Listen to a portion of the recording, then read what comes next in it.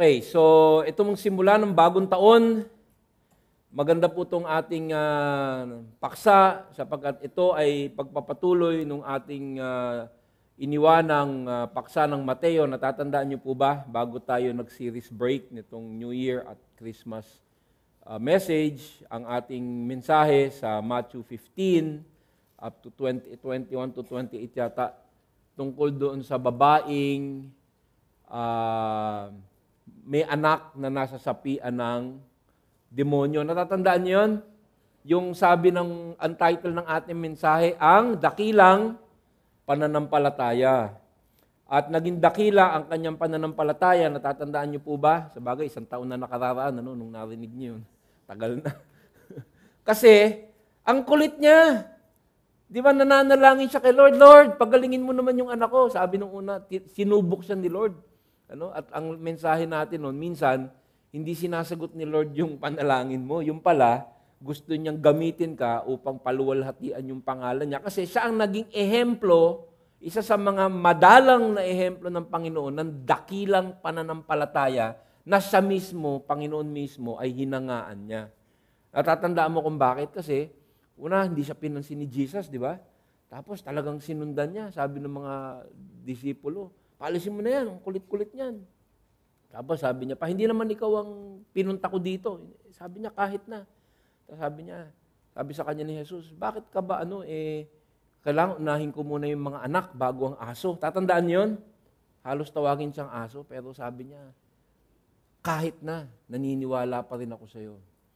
So, napakaganda pong mensahe nun sa pagbawakas ng taon kasi nakita natin ang Panginoon pala ay humahanga at nalulugod. Pag tayo, katulad ng babaeng yun, ay nagpapamalas ng kahinaan, oo, kahinaan, pero ng pagbaling o yung paglapit sa Kanya. Gusto niya yun. Di ba yung panalangin sa Lucas, yung ehemplo ng pananalangin, yung katok ng katok? Di ba? Sabi, dapat ganito ang panalangin nyo. Sa akin, nakatutuwa po na ganun yung pagtuturo ni Lord kasi minsan, lalong-lalo na pag ikaw ay lumalago bilang Kristiyano, nakakalimutan mo na ang Panginoon ay Diyos na malambing. Hindi katulad ng mga Diyos-Diyosan ng mga ibang kultura, nakakatakot, may pangil, may sibat. Pansin mo yung mga Diyos-Diyosan? Ang Diyos natin, ang pagpapakilala niya sa atin ay malambing. Sabi niya, come to me all you who are heavy laden and I will give you rest for I am gentle and meek. Tinapos po natin ang taon daan sa temang yan at sisimulan muli natin sa mensahe na ang pamagat ay ang Diyos na mahabagin. Dahil tulad ng aking sinabi, habang lumalago ka bilang Kristiyano, makikita mo na humble ka, nakikita mo na yung iyong believe sa iyong sarili nawawala. At ang kalaban ng isang lumalagong Kristiyano, actually, ang kalaban niya, panghihina ng loob. Kasi nawawala na yung believe mo sa sarili mo at ang pag-asa mo sa Diyos lumalakas. Pero minsan, nadi-discourage ka. Nanghihina ay ang loob. Dahil gustong-gusto mong makasunod sa Panginoon, pag hindi ka nakakasunod, minsan nadadown ka. At minsan parang iniisip mo, nakakahiya sa Panginoon. Yan, yan? Tanda yan ng lumalagong Kristiyano. Pag hindi ka nakakasunod kay Lord, nalulungkot ka. Yung Kristiyano, na sabi niya Kristiyano siya, pero pag disobedient o hindi sumusunod, pero walang effect sa kanya, yan ang tanda yan ng carnal na Kristiyano. Kaya napaka-importante na makita natin na ang ating Diyos ay mahabagin. At yan ang direksyon ng ating pag-aaralan ngayong hapong ito. Kaya pwede ko po ba kayong imbitahin, tumayo, at babasahin natin ang pagpapatuloy ng ating pag-aaral sa libro ng Mateo. Ang libro ng Mateo ay isinulat ng Hudyo para sa Hudyo upang ipakilala ang hari ng hari, ang Mesiyas na si Jesucristo. Mateo 15:29 hanggang 39. Ito po iyong pagpapakain sa 4,000. Nung una, ang atin na pag-aralan, pagpapakain sa 5,000. Ito yung pangalawang pagpapakain, the feeding of the 4,000. Umalis si Jesus doon at dumaan sa baybayin ng dagat ng Galilea. Umakyat siya sa bundok at naupo roon. Lumapit sa kanya ang napakaraming tao na dala ang mga pilay, mga lumpo, mga bulag, mga pipi at marami pang iba. Inilagay nila ang mga ito sa kanyang paanan at sila'y pinagaling niya. Kaya't namangha ang maraming tao nang makita nilang nagsasalita ang mga pipi, gumaling ang mga lumpo, lumakad ang mga pilay at nakakita ang mga bulag. At niluwalhati nila ang Diyos ng Israel. Pagkatapos ay tinawag ni Jesus ang kanyang mga alagad at sinabi, nahahabag ako sa napakaraming taong ito, sapagkat 3 araw na silang sumasama sa akin at wala silang makain. At hindi ko nais na paalisin silang gutom. Baka himatayin sila sa daan. At sinabi sa kanya ng mga alagad, saan tayo kukuha sa ilang na lugar ng sapat na tinapay upang mapakain ang ganito karaming tao? Sinabi ni Jesus sa kanila, ilang tinapay mayroon kayo? Sinabi nila, 7, at ilang maliliit na isda. Iniutos niya sa mga tao na umupo sa lupa. Kinuha niya ang 7 tinapay at ang mga isda. Nang siya'y makapagpasalamat, pinagputol-putol niya ito at ibinigay sa mga alagad. At ibinigay naman ng mga alagad sa mga tao. Kumain silang lahat at nabusog. Kinuha nila ang natira sa mga pinagputol-putol at napuno pa ang 7 kaing. Ang mga kumain ay 4,000 lalaki bukod pa sa mga babae at sa mga bata. Pinalis na niya ang maraming mga tao. Sumakay siya sa isang bangka at nagtungo sa nasasakupang ng Magdala. Panginoon, tulungan mo po kami makaunawa ng kaisipan ng Diyos. Bawat isa sa amin ay meron kang intensyong mensahe. Sana po ito ay aming maunawaan at isagawa. Ito po ang aking samot dalangin sa matamis na pangalan ni Jesus. Amen. Makakaupo na po kayo. Salamat sa inyong pagtayo. Ang ating Diyos na mahabagin. Sino dito ang nangangailangan ng habag ng Diyos? Ang sabi po ng Panginoon sa kanyang pagtuturo sa sermon sa bundok, mapalad ang mga nahahapis, mapalad ang mga nagdurusa, mapalad ang mga nagugutom at mga naghihirap. Kasi yan pong sermon na iyan ng Panginoon, yan yung palatandaan ng lumalagong Kristiyano. Habang ikaw ay lumalago, yung iyong puso ay pababa ng pababa. Yung pag-iyak mo sa Panginoon ay padalas ng padalas. Yung iyong pagsusumamo sa Diyos ay pabigat ng pabigat.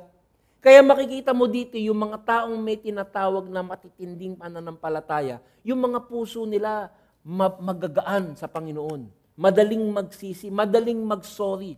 Ano? At dahil diyan ang direksyon ng isang Kristiyano, kailangan mong matutuhan ang aking ituturo ngayong hapong ito. Ang pagiging mahabagin ng Diyos na may kapal. Sabi ni C.S. Lewis, kilala niyo po ba si C.S. Lewis?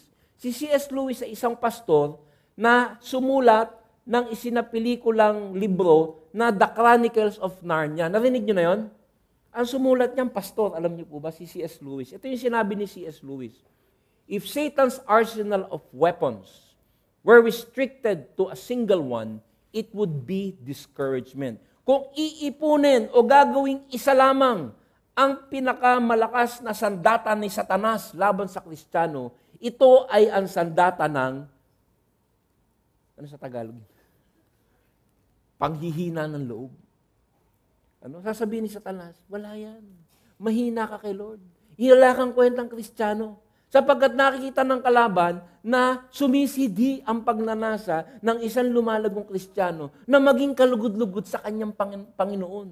Tulad ng aking sinabi, iyan ang tanda, ang senyales na ikaw nga ay lumalago. Kaya diyan kababanatan ng kalaban. Kaya ito pong ating paksa ngayong hapon ay para sa mga Kristiyano na hindi man perpekto, ngunit lumalago at merong panganib na manlumo o manghina. Huwag kang manghihina sapagkat ang Diyos ay mabait, siya ay mahabagin. Doon nga sa mga hindi nananampalataya sa Kanya, siya ay nahahabag. Doon pa kaya sa mga katulad mo at katulad ko na Kanyang anak. Sa simula pa lamang ng Kanyang pagmiministro, dito sa kanyang maiksing panahon sa mundo, makikita mo na ang kanyang habag ay laging nangunguna. Habag sa tao, lalong-lalo na sa mga nahihirapan, lalong-lalo na sa mahihirap, lalong-lalo na sa mga nagsisisi, lalong-lalo na sa mga may sakit. Sabi sa Mateo 9, nang makita ni Jesus ang napakaraming tao, nahabag siya sa kanila sapagkat sila'y nanlulupaypay at litong-lito, parang mga tupang walang pastol. Minsan napakahirap unawain ang mahabaging Diyos. Wow! Parang oxymoron. Pag sinabi mong Diyos, ang dapat kasunod, makapangyarihan. Hindi ba? Yung talagang malayo, may hustisya, pero yung Diyos na mabait, Diyos na mahabagin, parang hindi mo masyadong madalas marinig yan. Pero ang maganda po sa ating pag-aaral ng Biblia, ng sunod-sunod, nakikita mo ang lahat ng katangian ng Diyos. Hindi lamang yung kanyang pagiging makapangyarihan o pagiging Diyos ng hustisya, kundi yung kanyang tinatawag na soft side o yung kanyang napakabait na parte ng kanyang pagka-Diyos. At kailangan po natin yan kasi pag ang tinitingnan lang natin, yung banda ng Diyos na nakakatakot, makapangyarihan at napakalayo, maaaring sambahin natin siya, pero hindi natin siya maaaring mahalin. At pag tayo nanghihina, baka tayo ay mag-atubili na lumapit at hindi iyan ang gusto ng Diyos. Lagi ako naghahanap ng istorya upang mabigyan ng ilustrasyon yung aking ipinapaliwanag sa inyo. At meron ako nakita ng isang ilustrasyon dito sa ating mensahe. Ang Diyos na makapangyarihan ay Diyos rin na mahabagin. Ang Diyos na lumikha ng lahat ay abala rin sa aking maliliit na suliranin. Siya rin ay merong pakialam pag ako'y nalulungkot, nalulumbay o nanghihina. Papakilala ko sa inyo itong si Mayor LaGuardia. Ayan. Itong si Mayor LaGuardia, isa po siyang Christian. Siya ay mayor doon sa New York noong 1930s. At siya ay kilala kasi siya ay napaka-maawaing tao. Pero siya ay isang abogado at siya din ay makapangyarihan. In fact, pag pumunta ka sa New York ngayon, yung pinakamalaking airport doon ay LaGuardia Airport, ipinangalan sa kanya. Ito si Mayor LaGuardia, nung siya ay mayor pa, nung 1935, pumunta siya doon sa tinatawag na night court. Meron parang judge doon sa gabi, na ang mga nililitis ay yung mga taong kalye, mga lasenggo, mga magnanakaw. At dahil siya'y kakaiba at siya'y malapit sa mahihirap, pero matapang siya at malakas siya. Pumunta siya doon sa tinatawag na night court at pinauwi niyo na yung nakatokang hukom. Sabi niya, umuwi ka na at ako na ang maglilitis. Gusto ko makita yung buhay ng aking mga nasasakupan. At ang unang tao na dinala upang kanyang litisin ay isang matandang babae na naakusahan na nagnakaw ng isang tinapay. Tasty. At sabi, bakit mo ninakaw? Ba't ka nagnakaw? Sabi ni Mayor LaGuardia. Sabi niya kasi po, nagugutom yung aking mga apo. So ang ginawa ni Mayor LaGuardia, sabi niya, alam mo, naaawa ako sa iyo. Pero ang kabayaran ng kasalanan ay pagkakakulong o $10. Kaya magbayad ka ng $10 kahit naaawa ako sa iyo o makukulong ka ng 10 araw. 10 araw o $10. Sabi ng babae, wala po akong $10. Akong ganon, ang kaparusahan ay $10 o 10 days in jail. Tapos dumukot si Mayor LaGuardia. Ibinigay dun sa gwardiya yung $10. Yun po yung naisip ko na kombinasyon sa maliit na pamamaraan ng ating Diyos. Siya ay Diyos na matuwid. Siya ang Diyos ng katuwiran, pero siya din ay Diyos na mahabagin. Sinabi ng Diyos sa atin, ang kabayaran ng kasalanan ay kamatayan. Pag nagkasala ka, kailangan ka magbayad ng kamatayan. Ay kawawa naman si Pastor EJ. Kasi ilang kasalanan? Isa. Ilan ang kasalanan ni Pastor EJ? Huwag mo nang tanong. Marami. Pero sabi, pero EJ, pag humingi ka ng awa sa akin, ako mismo ang magbabayad ng kabayaran ng kasalanan. Yan po ang kombinasyon na aking nakita sa maliit na pamamaraan ng awa ng Diyos na makapangyarihan, ngunit dahil siya'y mahabagin, siya'y bumaba ibinigay ang kanyang buhay upang bayaran ang hindi natin kayang bayarin. That is the God of the Bible. Nakakatawa po kasi ang ginawa nitong si Mayor LaGuardia doon sa totoong istorya na yun. Nung binayaran niya, pinagalitan niya yun doon sa court, sabi niya, lahat kayo ay minumultahan ko ng tigwa $1 sapagkat hinahayaan nyo na isang matandang babae ay kailangan pang magnakaw para mapakain ng kanyang mga apong nagugutom. Kaya kayo, magbayad kayo lahat ng $1. Nakakolekta po siya ng $48, binigay niya doon sa babae. That's a true story. So, naalala ko po yan sapagkat ang ating topic ay patungkol sa ating Diyos na personal at mahabagin. Sabi sa Lamentations 3:22, pag-ibig mo, Yahweh, ay hindi nagmamaliw. Kabagan mo'y walang kapantay. Ito ay laging sariwa bawat umaga. Katapatan mo'y napakadakila. Ito po ay patungkol sa mga taong matagal na iniintay ng Diyos na magbago. Hindi nagmamaliw. Kahabagan walang kapantay. Siya ay nag-iintay upang tayo ay magbago. At nagpapasalamat ako na ganyang kamahabagin ang Diyos na inintay niya ako. Kayo, nagpapasalamat din ba kayo? Marami sa atin napakatagal bago nagsisi. Ang dami nang narinig. Yung iba kailangan pa nabigyan ng problema bago magbago. Ngunit dahil sa habag ng Diyos, sabi, intay siya ng intay, bago ito araw-araw. At dahil dyan, marami sa atin ang naligtas. Ito po ang tema ng ating pag-uusapan.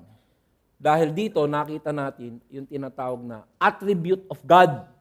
Alam mo, kung talagang gusto mo maging tama ang pagsunod mo sa Panginoon, you have to study the biblical attribute of God. Yung katangian ng Diyos na hindi mo inimbento. Alam nyo, maraming pastor, maraming guro, iniimbento ang Diyos, hindi yung Diyos ng Biblia. Magiging matatag ka sa mga panahon ng paghihirap pag ang nahuhugot mo na karunungan ay karunungan na galing sa Biblia. Kaya ang ating pag-aaral patungkol sa Diyos, ang pinakamaganda, natutuhan natin sa kanyang ginawa nung siya'y naandito pa sa lupa. Sabi sa Mateo 15:29, dito sa ating mga talata, umalis si Jesus doon at dumaan sa baybayin ng dagat ng Galilea. Umakyat siya sa bundok at naupo roon. Ito po, patuloy sa ating pag-aaral, umalis muna siya sa pagtuturo sa mga Hudyo. Kasi yung mga Hudyo na nakatanggap ng libro ng Diyos, ng Old Testament, katuruan ng Diyos, they are God's chosen people, hindi siya tinatanggap. Patulad nung Syrophoenician woman na merong demon-possessed daughter, ito ay Gentile territory. Ito yung tinatawag natin na mga pagano ang mga nakatira. At dito nakikita natin, dito siya tinatanggap. Yung mga hindi mo inaasahan na makikilala sa Kanya, sila ang kumikilala sa Kanya. Katulad din sa isang simbahan, minsan hindi mo inaasahan, yung mga kasama natin dito, hindi mo inaasahan na sila pa yung maniwala. Tingnan mo yung katabi mo. Di ba? Minsan, wow, si EJ naging Christian. Hindi ka panipaniwala. At ito po ang nangyayari dito. Sabi sa verse 30, lumapit sa Kanya ang napakaraming tao na dala ang mga pilay, mga lumpo, mga bulag, mga pipi, at marami pang iba. Inilagay nila ang mga ito sa kanyang paanan at sila ay pinagaling niya. Bakit kaya inilagay ng Panginoon sa Bible yan? Upang pag-aralan mo at pag-aralan ko.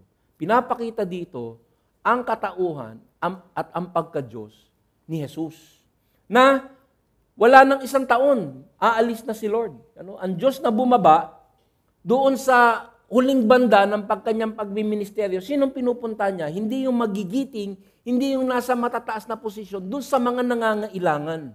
So dito makikita mo kung anong klaseng puso meron ang Diyos. At alam mo, natutuwa ako. Actually, matagal kong pinag-aralan to kasi we went on a break. At natutuwa ako na nakilala ko si Jesus na ganito. Kasi alam nyo, kahit pastor ako, siyempre, lahat tayo may mga problema, di ba? Lahat tayo dumadana sa minsan panghihina ng loob.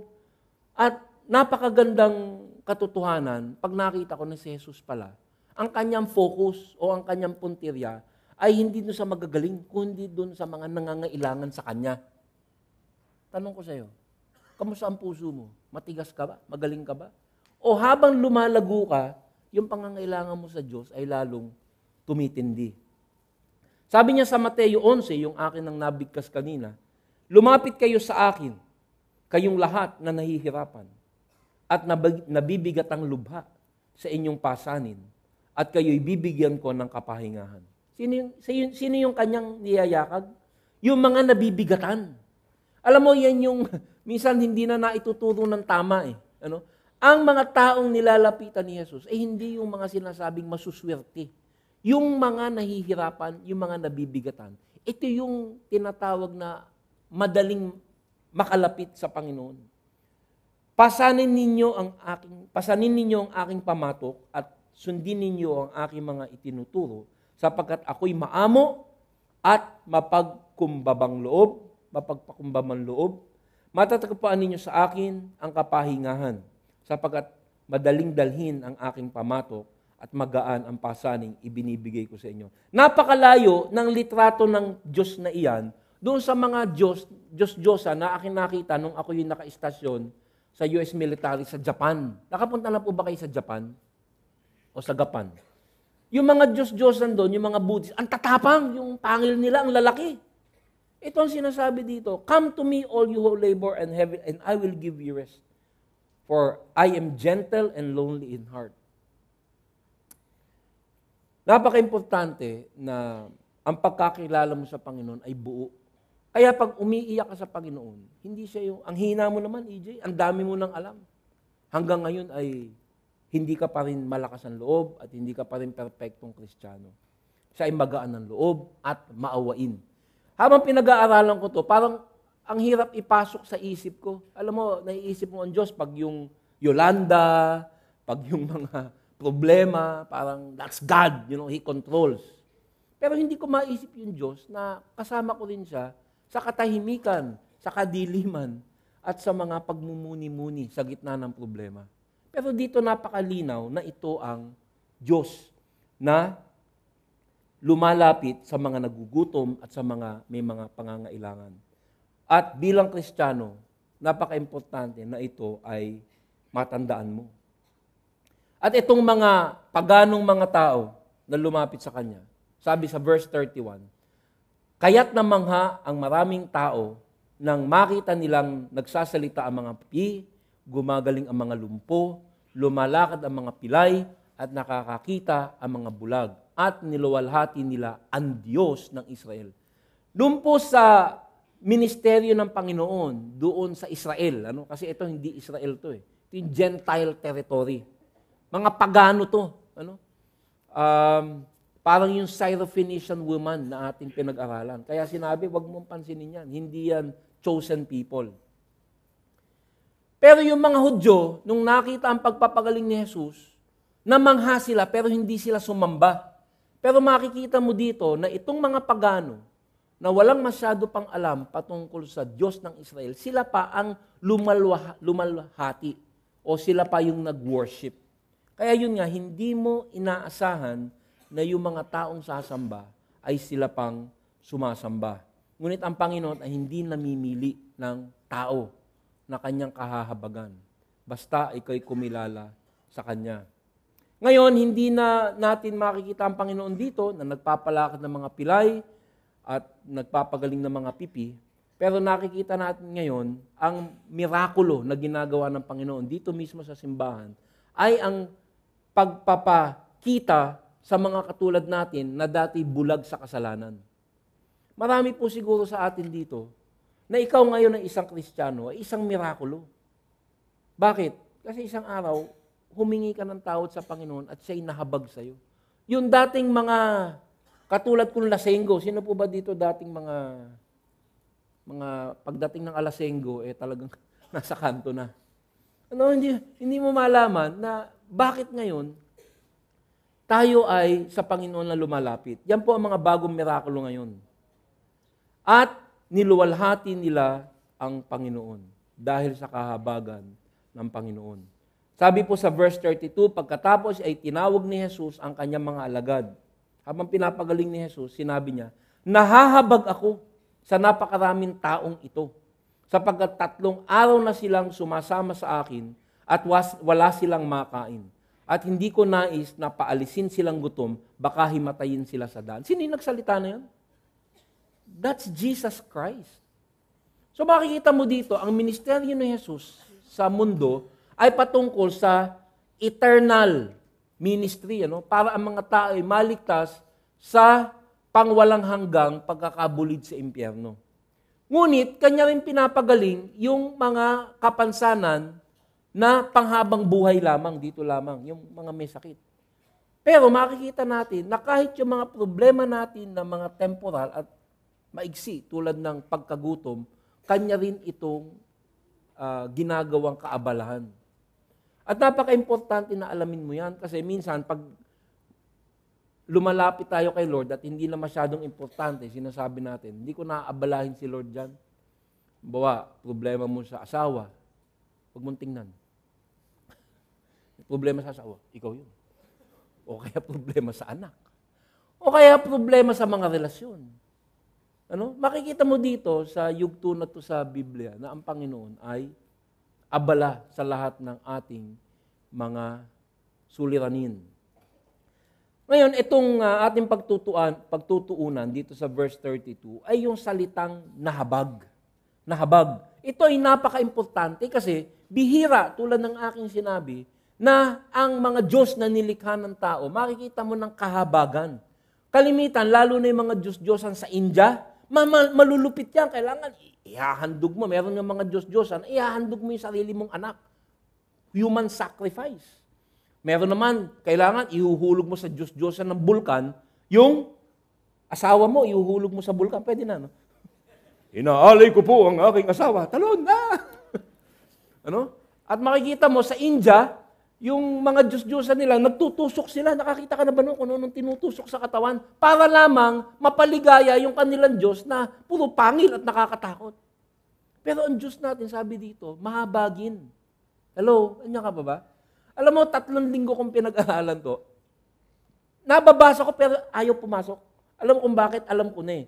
Lumaki kasi ako na ang pagkakakilala natin sa Diyos ay malayo. Kasi yung pastor namin matapang magsalita. Kayong mga makakasalanan! Pag kumidlat, kayo'y tatamaan. So, parang hindi mo ma-imagine si Lord na pag nakita si EJ, na Lord, tulungan mo po ako. Hindi siya, pambira ka naman, ang bobo mo naman. Siya ay mahabagin. Naisip ko, yung mga magulang, kahit anong sama ng magulang, mahal na mahal ang kanyang anak at nakahabag sa anak. Pag yung anak niya naglalakad, tinuturo ang maglakad. Pag nadapa, habag ang nararamdaman, hindi galit.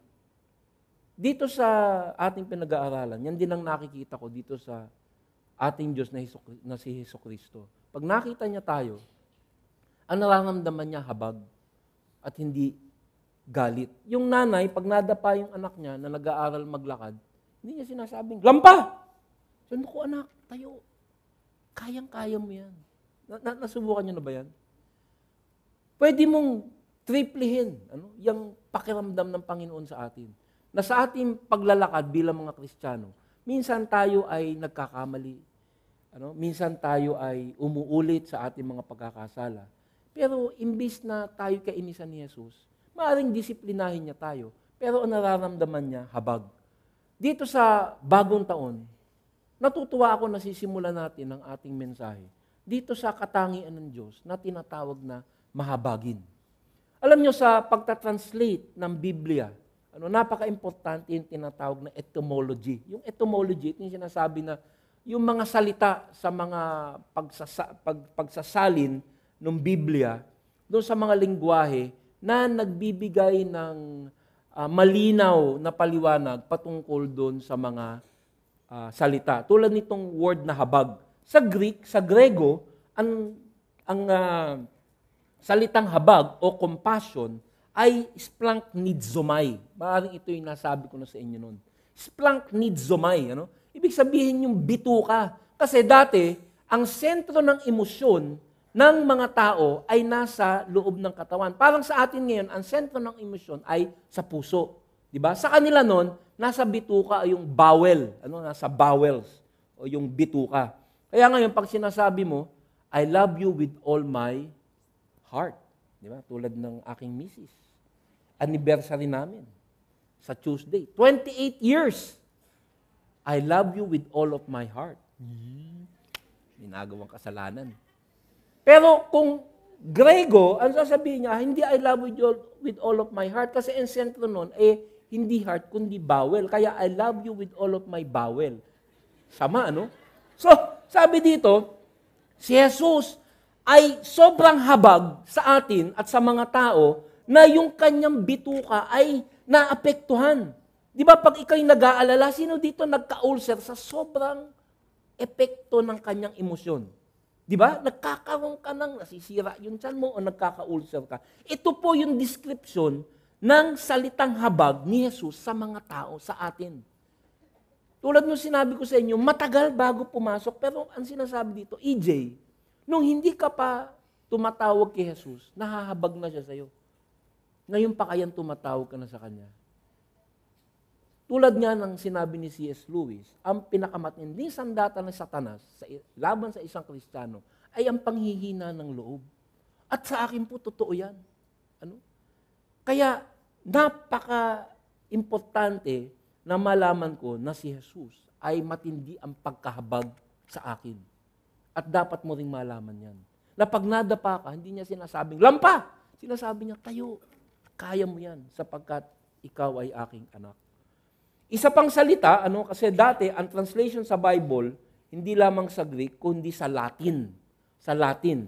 Sa Latin naman, yung word na habag, o sa English, compassion, ay galing sa dalawang salita. At saka pati, compassion, o habag. Yung with, o kasama, pati, to suffer. Maganda yung ibig sabihin ng definition kasi, compati, with, to suffer, ibig sabihin, pag ang isang tao ay mayroong compati sa iyo in Latin, ibig sabihin, pag naghihirap ka, naghihirap din siya to suffer with.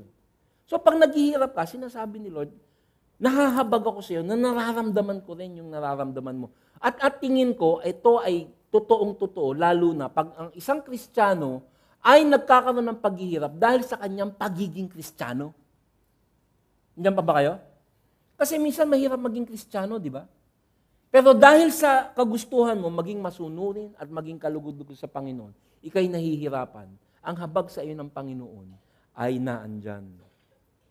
Sa English naman, yung word na habag o compassion ay merong pagnanasa na ito ay solusyonan. So pag nagkaroon ka ng problema, pag meron kang paghihirap, hindi lamang si Jesus ay nagkakaroon ng, he's not only moved in the bowels or in the heart.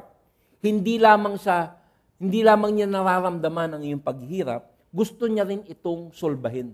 Iyo bang nalalaman na lahat ng problema mo, lahat ng iyong paghihirap ay kontrolado ng ating Diyos na makapangyarihan? Ba't niya hinahayaan na minsan ako'y naghihirap at pati ako mismo ay naaawa sa aking sarili? Sapagkat ang pangunahing pamamaraan ng Panginoon upang tayo palaguin, upang tayo ituwid, upang tayo ay turuan at magamit, ay minsan ang paghihirap. Pero kahit hinahayaan niya tayong dumaan sa iba-ibang pagsubok at paghihirap, huwag mong iisipin na hindi siya naaawa sa iyo, nahahabag, at huwag mong iisipin na wala siyang pakialam. Ako'y nakakatiyak, meron ako upo dyan na meron dinadanas na paghihirap. Kung Christian ka, nahahabag si Lord sa iyo. At pangalawa, isipin mo, kontrolado niya ang iyong sitwasyon. At yan ang magbibigay sa iyo, hindi ng panghihina ng loob, kundi kalakasan ng loob. At ito ang dahilan sa aking tingin kung bakit ibinibigay sa atin ng Panginoon dito sa Biblia, ito mga detalye na ito nung siya na andito pa sa lupa.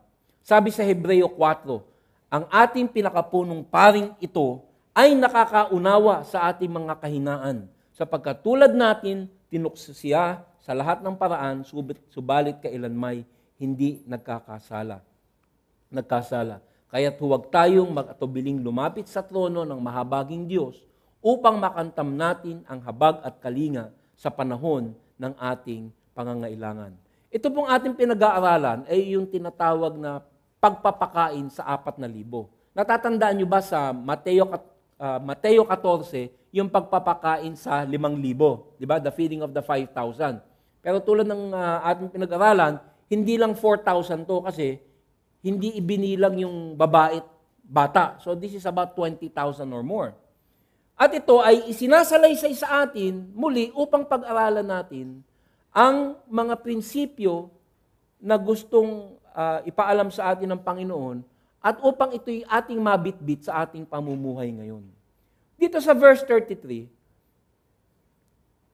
matapos nating makita ang lubos na kahabagan ng Panginoon sa mga tao, parang binuhusan na naman ng malamig na tubig ng mga disipulo itong si Jesus. Kasi ipinakita na naman nila yung kahinaan ng kanilang pananampalataya matapos nilang makita na kayang-kayang pakainin ni Jesus mula sa wala, ang 5,000. Ngayon, nagduda na naman sila, yata. Ano? Sinabi sa kanya ng mga alagad, o sige Lord, nahahabag ka na. Siguro, sabi nila.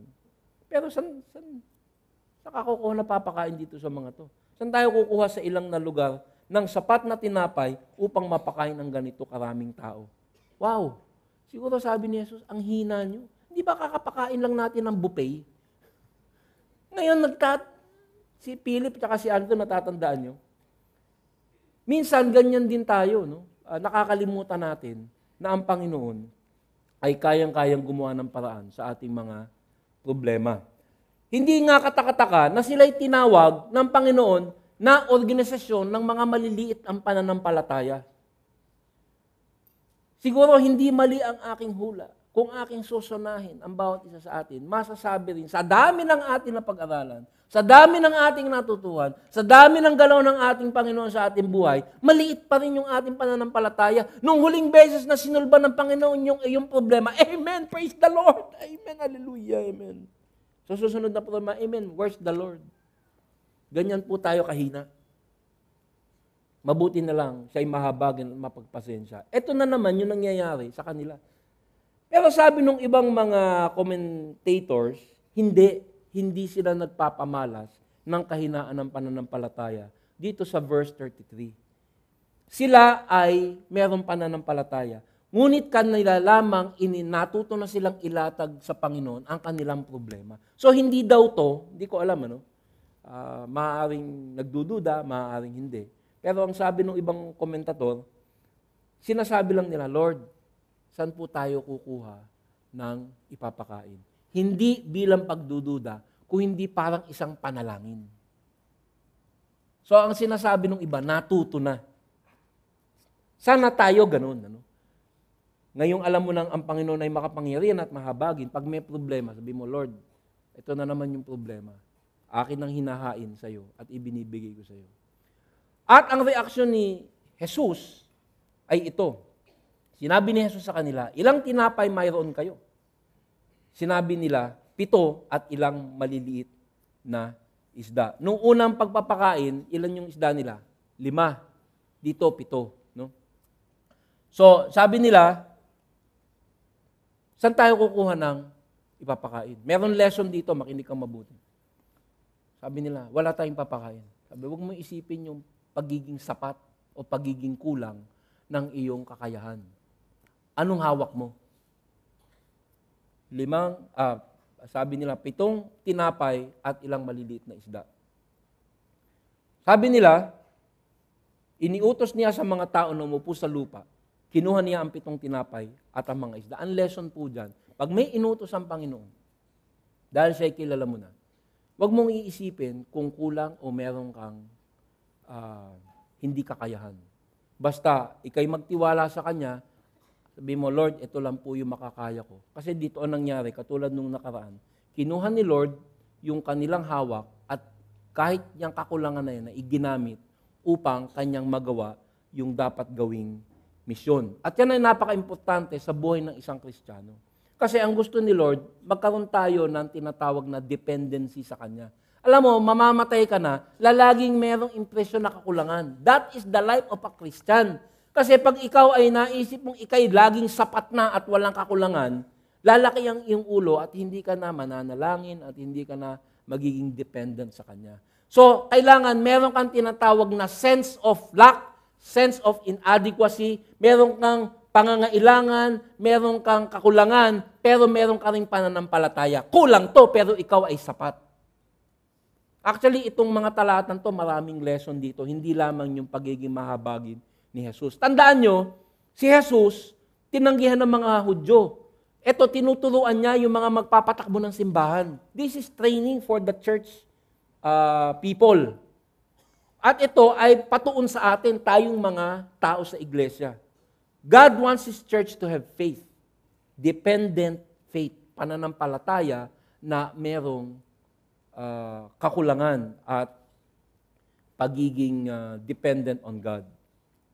So sabi, iniutos niya sa mga tao na umupo sa lupa. Yung last feeding, iniutos niya sa mga tao na umupo saan? Sa damuhan, di ba? Kasi yung unang feeding, spring, ito, summer. So wala nang damo. Ayun yung mali. Kasi may mga nagsasabi, yung daw feeding of the 5,000 at saka yung feeding of the 4,000, hindi daw dalawa yun, isa lang. Nagkamali lang yung sumusulat ng Bible. Pero ipapakita ko sa inyo, may mga maliliit na pagkakaiba. So sabi niya, umupo kayo, pinaupo sa lupa, at kinuha ang 7 tinapay at ang mga isda.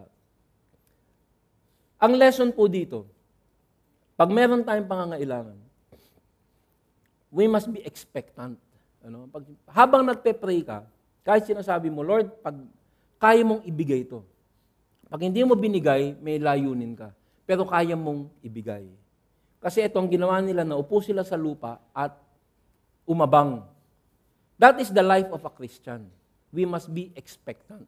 Pero hindi rin tayo tinatawag na demanding o yung sinasabi, oh Lord, ibigay mo na. Kailangan, obligasyon mong ibigay ito. Pero nanampalataya tayo na kaya niyang ibigay. Sapagkat, kalimitan, para tayo tulungan ni Lord, kailangan makita niya muna yung ating pananampalataya. Kailangan, sumunod muna tayo. Kung hindi sila umupo, kung hindi sila sumunod, malamang hindi sila napakain. Kaya sila umupo, kinuha niya ni Lord ang 7 tinapay at ang mga isda, at sabi sa verse 36, nang siya'y makapagpasalamat, pinagputol-putol niya ito, at ibinigay sa mga alagad, at ibinigay ng mga alagad sa mga tao. Muli, ito na naman yung miracle. Ilan yung mga taong kakain? 4,000 plus women and children. Ilan yung tinapay? 7. So, ibig sabihin, kung hindi sila nanampalataya, sabihin, Lord, ano ka ba? Nasisiraan ka ba? 7 yung tinapay mo, ilan yung isda? Wala, kalokohan yan. Pero ang ginawa nila, sumunod sila. At sa gitna ng pagsunod, doon nagbinigay yung provision. In the middle of the obedience, that's when the provision was given. Nakuha nyo? Sa gitna ng pagsunod, doon dumating ang tulong ng Diyos. That is a key biblical principle. Na kailangan hindi ka tumitigil. Sa pagsunod sa Diyos, yan ang naging problema ng mga Israelita. Nagkwenta. Wala, hindi natin makukuha ang lupang pangako. Nagalit sa kanila ang Panginoon. At yung lipi na hindi naniwala, hindi sumunod, kahit nangako na si Lord, ay nangamatay at yung mga anak nila ang nakatanggap ng lupang pangako. Sa buhay mo, tinatawag mo bang ikay mananampalataya ni Jesus? Pero yung pagdududa mo, grabe, talagang hindi ka gagalaw. Hanggang to see is to believe. Without faith, it's impossible to please God. Di ba? Sabi sa Bible yan. Pag walang pananampalataya, imposibleng malugod sa iyo ang Panginoon. So dito, sinabi, nagpasalamat, pinagputol-putol ang ilang tinapay, libu-libong tao, at ibinigay. At ibinigay. At ibinigay pa. Habang bumabalik, habang ibinibigay, ay napupunan. Kaya may tanong ako sa inyo, sino naka-imbento ng unli rice? Unli bread. Sino nakakain na dito mang inasal?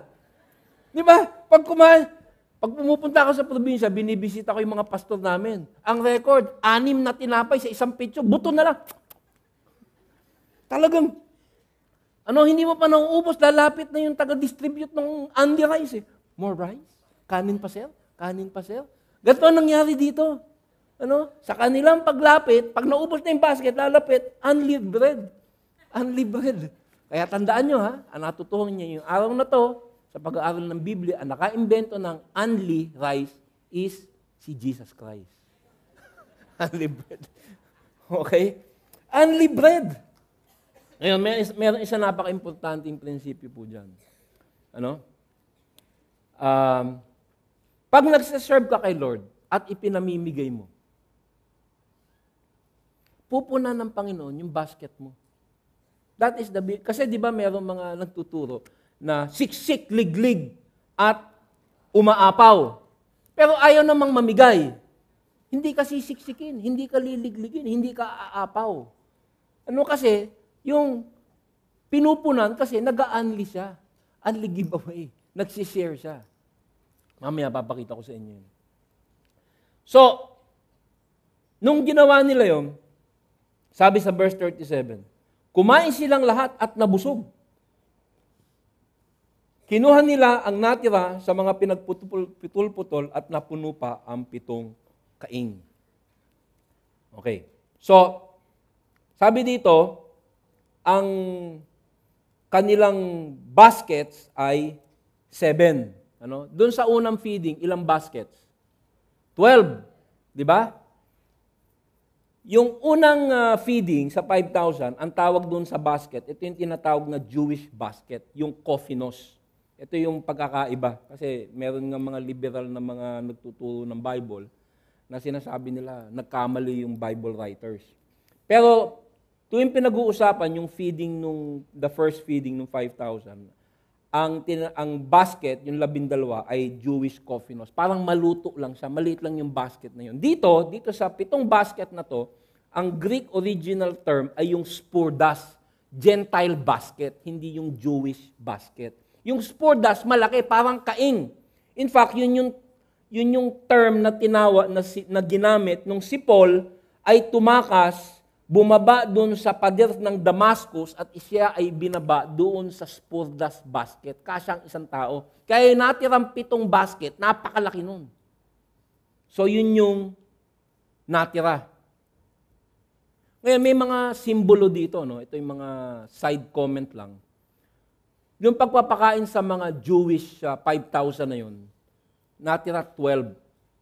Sapat yung natira for the 12 disciples and the 12 tribes of Israel. Dito naman, 7 baskets, symbolic. Ang 7 kasi sa Bible, symbolic yan ng perfection. Yung 6, that's man's number. 6, 6, 6. Hindi ma-perfect. 7 is God's number. Kasi dito, ang pinapakain ni Jesus, hindi lamang mga Hudyo, kundi pati mga Hentil. Tayo yon. So this is a symbol of perfection.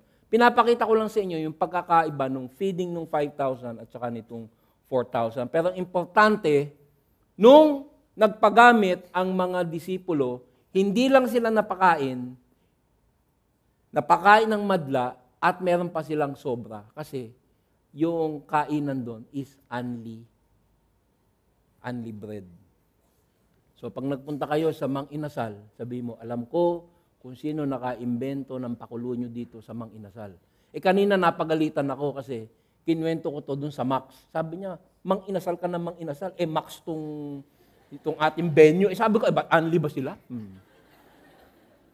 Doon nga sa mga Hudyo, unli quail. Unli chicken. Unli quail, di ba? Yung mga Israel. Unlimited quail din. Anyway.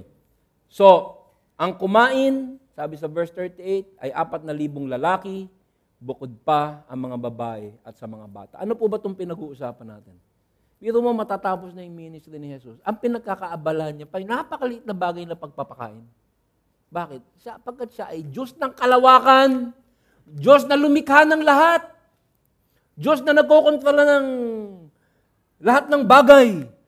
Pero siya ay abala rin sa mga maliliit nating pangangailangan. Pati pagpapakain, kanya pong pinagkakaabalahan. I want a God like that. Kasi mga problema ko sa pang-araw-araw, bihira yung malalaki. Kalimihan, maliliit. Di ba? Kalimitan ng problema natin, maliliit. At dito, maliwanag na sinasabi na ang habag ng Diyos ay sa lahat ng bagay sa ating mga buhay. At ang maliit na pangangailangan siguro sa atin, yung pinakatinatawag na common o yung pangkaraniwan, ay ang ating makakain. Pero ang itinuro nga niya sa ating panalangin ay, bigyan mo po kami ng makakain sa araw-araw. Alam mo, pag-aralan mo ang Diyos, na mga Diyos-Diyosan sa buong mundo, hindi ganyang klaseng Diyos. Pero ang Diyos natin, na mahabagin, ay personal na Diyos. I needed to know that. Kailangan ko malaman yun. Bilang pastor, talagang pag nag-sermon ko, ang Diyos na lumikha ng lahat! Buwa! Ang Diyos na makapangyarihan na lumikha ng langit at lupa. Tinatanong, EJ, anong gusto mo merienda? Wow. Aaminin ko sa inyo, medyo nahirapan akong ilagay sa isip ko itong tinatawag na katangian ng Diyos. Pero maliwanag yung sinasabi niya. Pati yung bilang, ilan ang kumain, ilan ang natira, sino yung kanyang mga tinutulungan. At muli, nagpapasalamat ako na meron tayong pagkakataon na pag-aralan ang Biblia mula umpisa hanggang dulo. Napaka-importante sa pamumuhay mo bilang Kristiyano that you study God and His attributes. Ito yung tinatawag na systematic theology. May system kasi. Merong mga katotohanan na kailangan mong malaman. Kalimitan, pag nakakarinig tayong sermon, gusto lahat ng marinig yung mga bagay na makakalutas na aking problema, makakapagpasaya sa akin.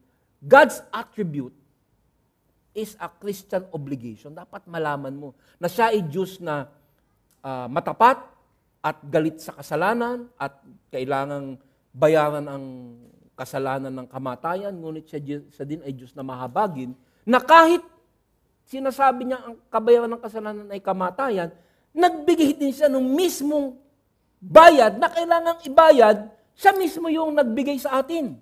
Parang si Mayor. At dahil dyan, sasambahin mo siya, hindi lamang siya ay mataas, kundi dahil siya ay mababa ang loob. I want a God like that. Kasi kahit dito, siyempre, nakabarong, mukhang kagalang-galang. Pero pag nag-iisa na po ako, iyakin din ako kay Lord, tulungan mo naman ako. All of us, pag tayo na lang at saka si Lord, personal na eh. Kaya kailangan mo malaman itong Diyos na mahabagin na ating pinag-aaralan ngayon. Mapapansin natin, bago natin tapusin, na tinapos ni Jesus ang kanyang ministeryo sa Galilee sa pamamagitan ng pagpapakain sa 5,000 at sa pamilya ng 5,000 yun. Di ba? The feeding of the 5,000 ended his ministry in Galilee. Kasi ito, patapos na yung ministry niya eh. So, nung tinapos niya, sabi niya, paalis na ako, pakakainin ko. Pinakain niya yung 5,000. And then, ito, he ended his ministry in Gentile territory. Tinapos niya yung kanyang pagmiministeryo sa teritoryo ng mga pagano sa pagpapakain ng 4,000 at kanilang mga pamilya. Pansin mo? Makikita natin sa mga susunod na panahon na Jesus will end his ministry to Jerusalem by feeding his disciples in the upper room.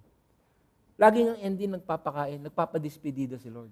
At alam mo ba, sa katapusan ng church age, yung tinatawag na rapture, narinig mo na ba yung rapture? Yung rapture, pwede mangyari yan. Pagkatapos ng service na to, sasabihin ni Lord, balik na lahat, uwi na lahat. The rapture of the church, lahat tayo, hindi na kailangan mamatay, aakyat na tayo sa langit. The rapture of the church. Balita ko, may kainan din daw doon. At the end of the church age, pakakainin din tayo ng Panginoon. Pero yung kakainin mo doon, hindi nakakataba. Chicharon, lechon, morcon, chicharon bulaklak, potato chips, yan, mga paborito ko po yan. So that's God, He's such a personal God. Lagi siya nagpapakain. Kaya mga Pilipino malapit sa Diyos mahilig kumain. So he ended the ministry in Galilee with the feeding of the 5,000. Tinapos niya ang pagmiministro sa mga Gentile with the feeding of the 4,000. He ended the ministry on earth by feeding the disciples in the Last Supper sa upper room. Pero tandaan niyo po, hindi lahat ng kanyang pinakain ay kumain ng tinapay ng buhay. Ang pangunahing layunin ng Panginoon, kaya siya bumaba sa mundo, ay upang sagipin ang mga mamamatay. Pwede mo nga sabihin yung John 3:16. Ganun na lamang ang habag ng Diyos sa sanlibutan. Kaya, kanyang ibinigay ang kanyang bugtong na anak. Na kung sinong maniwala ay masasagip. It is God's habag niya. Pag hindi ako bumaba, bilang tagapagligtas, sabi ni Jesus, si EJ pupunta sa impyerno. Hindi niya kayang sagipin ang kanyang sarili. Ikaw, kaya mo man sagipin na yung sarili? Kaya, Ang habag ng Diyos ang nagligtas sa atin, ang habag ng Diyos ang nagpapatakbo sa buhay natin, at ang habag ng Diyos ang nag-uudyok sa atin na siya ay sunurin at mahalin. Nakapaglingkod ka na ba sa isang boss na sobrang nakakatakot? Sumusunod ka sa kanya. Nagkaroon ako ng boss na ganyan. Huwag kang tumingin sa asawa mo, hindi yan ang ibig ko sabihin. Di ba? Meron kang boss na sobrang takot mo, susunod po ako. Pero nagkaroon ka na rin ba ng boss na sobrang bait, natatakot lang hindi siya sunurin. Hindi dahil siya'y malupit o paparusahan ka kasi. Sobrang bait niya, ayaw mong siya'y hindi matuwa sa'yo. Pag nalaman mo ang klase ng Diyos na meron tayo, mahabagin, mabait, at personal, ang resulta nito dapat, pinaglilingkuran mo siya, hindi dahil sa takot, kundi dahil sa pagmamahal. Bakit mo pinaglilingkuran si Jesus? Dahil ba sa takot? Hindi mo siya kilala. Hindi mo siya kilala. Minsan, pag kumakanta ang simbahan, tumitingin ako, may nakikita ako, may mga umiiyak. Palagay ko yun, hindi ko na maalam, baka umiiyak ka kasi, ewan ko, baka kailangan mong pera, hindi ko alam. Pero minsan may mga umiiyak, talagang sabi ko, siguro ito sobrang alam nila yung pagmamahal ng Panginoon sa kanila. Pag kumakanta sila, naiiyak sila, sa sobrang kabaitan ni Lord sa kanila. Nararamdaman mo ba yan minsan? Kilala mo Diyos mo. Sapagkat that's the kind of God that we have. At pinaalis na niya ang maraming tao, sumakay siya sa isang bangka at nagtungo sa nasasakupan ng Magdala. Alam niyo, itong Magdala, sa libong taon, walang historical o archaeological record na meron itong lugar na to. In 2009, nakita nila ang isang 2,000-year-old synagogue na nakalagay Magdala. Alam, may mga katotohanan ng Biblia na ngayon lang nalalaman. Okay, bago po tayo magtapos, bibigyan ko kayo ng ilang mga aralin na dapat nating natutuhan dito sa ating pagmumuni-muni sa buhay ni Jesus, dito sa kabanata ng pagpapakain niya, dito sa lupain ng mga pagano. Unang-una, natutuhan natin na ang Panginoong Jesus ay Diyos na merong walang hanggang kakayahan na gumawa ng pagkain at lumalang ng mga bagay na wala. Hindi naman niya kailangan yung 7 tinapay. Sa tingin mo, kailangan niya yun para isirox at dumami. Kaya niya lang hiningi yun kasi gusto niyang masalingket. Narinig naman yung salitang yun? Salingket. Makasama yung mga anong meron ka? Sige, i-contribute mo na yan. Gagamitin natin yan. Pero kaya niyang, sa tingin mo, kailangan niya yung 7 tinapay na yun? Sa tingin mo, kailangan ka niya? He doesn't need me. May bababang anghel dito. Pwede mag-preach sa inyo. Mas matangkad. Mas maputi. Kahawig ni John Lloyd. Pero hindi, sabi niya, sige AJ, gagamitin kita. Pero tandaan nyo na ang Panginoon ay ang lumikha ng lahat ng bagay. Nung binasa natin dati ang Genesis 1:1, in the beginning, God created. Tatandaan nyo yun? Nang pasimula, nilikha ng Diyos ang langit at lupa. Tatandaan mo, yan ang Diyos mo. Yung word na nilikha o created, sa Grego ay bara. Yun yung gumawa ex nihilo. Yun sinasabi ng mga theologians na created ex nihilo, out of nothing. So yung problema mo, kaya niya isolve yan. Kaya niyang bigyan ng solusyon na ganun lamang. Sabi sa Roma 4:17, ang Diyos na nagbibigay buhay sa mga patay at lumilikha ng mga bagay na hindi pa nalilikha. You remember, that's the God you serve. Pangalawa, ang layunin ng ministeryo ay upang sambahin si Jesus. Hindi siya nagpagaling, hindi siya nagpakain upang pamanghain ang mga tao. Ang ginawa nito mga hintil, sumamba bilang Diyos. Kaya pag tayo nagmi-ministeryo, ginagawa natin to para makilala ng mga tao si Jesus at upang siya ay sambahin. At ito nga ang nangyari dito sa mga hintil. Pangatlo, dapat tayo ay laging nakaasa sa mga probisyon ng Panginoon. Hindi sa ating kakayahan. Ang mga disipulo, katulad din natin, ay nagamit nung inamin lamang nila na hindi nila kaya. Lord, ano itong hawak namin? Ito lang ang dala namin. Pag sabi, Lord, hindi ko kaya. Lalo kitang magagamit sapagkat inaamin mo na hindi mo kaya. Pang-apat, kahit kayang gawin ng Panginoon ang ministeryo ng simbahan, ang paglaganap ng magandang balita, kanyang pinili na gamitin ay ang mga Kristiyanong katulad natin. That is the mission of the church. Hindi ko alam kung bakit kailangan niya pa ako, pinili niya, hindi pala kailangan, pinili niya na gamitin ka, pero meron kang kamag-anak na nakita mo nung Pasko, na nakita mo nung bagong taon, na sinabi siya ni Lord, "Hoy, sharean mo ng gospel." Sabi ko, ayoko. Bakit? Ang sungit niyan eh. Pero hindi, gusto niya gamitin ka eh. So sana ginawa mo, kahit nahihiya ka, sinimulan mo sa pamamagitan ng pagiging kinaibigan mo. Kasi gusto ni Lord, gamitin niya tayo. Maging mabait ka sa Kanya. Alokin mo. Gusto mo pa ng chicharon baboy? Sapagkat ginagamit niya ang mga taong kulang-kulang na katulad natin. Yan ang Kanyang sistema. Hindi ko alam kung bakit, ngunit yan ang Kanyang gustong gawin. Panlima, yung tinatawag na spiritual investment. Nung ibinigay ng mga disipulo, yung pipitong tinapay na kailangan ng 4,000, ano nangyari? Only rice. Only rice. So pag ikaw sabi, Lord, ito lang ha, ito lang. Ganito lang boses ko. Ha? Kaboses ko lang si Jumides Maturan. Ano?